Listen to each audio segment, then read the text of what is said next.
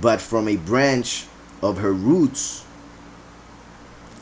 Those words are very interesting, and that's why I add the interpretation that I have been mentioning regarding the church and all of that, because really, you anybody that is listening could check on Google and write Daniel 11 in history or anything like that, and could find a lot of analysis that are correct regarding history and how it was fulfilled to the T.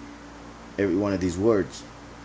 If we do that, the study would take like 3 weeks, and and that is focused on some things that already happened long time ago. So those studies, I think, are valid if you want to prove scripture as truth. If you don't trust prophecy and stuff like that, then go ahead and look how everything was fulfilled to the T. So therefore, everything that still needs to be fulfilled will be fulfilled.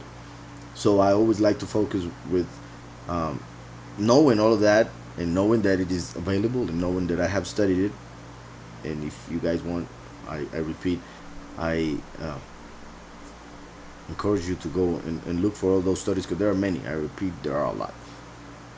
So I will mention just key points regarding that, or the main characters in the story, but there are many things to see in this chapter, and I believe that it is very important to see the most, or at least a spiritual interpretation of this as prophecy connecting with our time.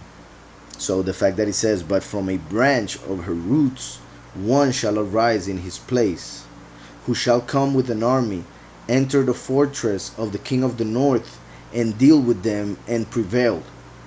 And deal with them and prevail. According to history, that would be Ptolemy III, Ptolemy's stepson. Ptolemy III, Euergetes, who organized a great expedition. He organized a great expeditionary force against Syria in order to avenge his sister's death. It was his sister, the daughter of the one that we just saw.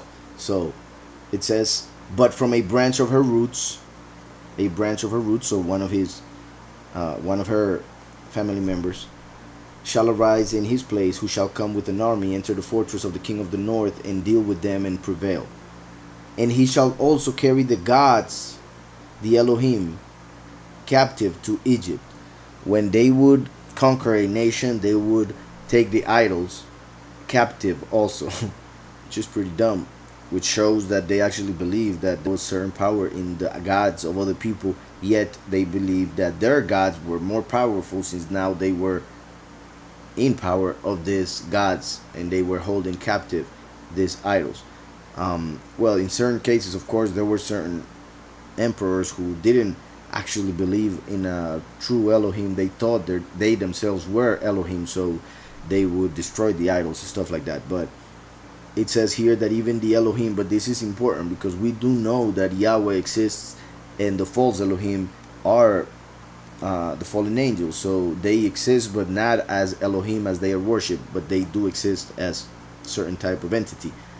But this shows that at the end of times, not only will the people fall, but also their gods, literally from heaven, and then spiritually in the sense of losing all power.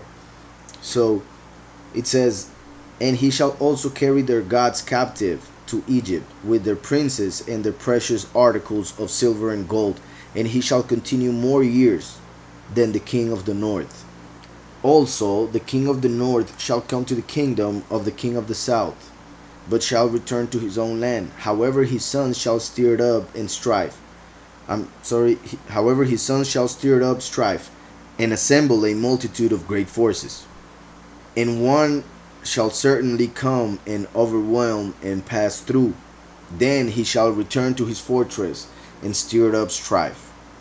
One shall certainly come and overwhelm and pass through. Then he shall return to his fortress and stir up strife. This is regarding, well, what we just mentioned regarding an ongoing conflict between Ptolemy and Seleucus, when their sons pretty much went into war.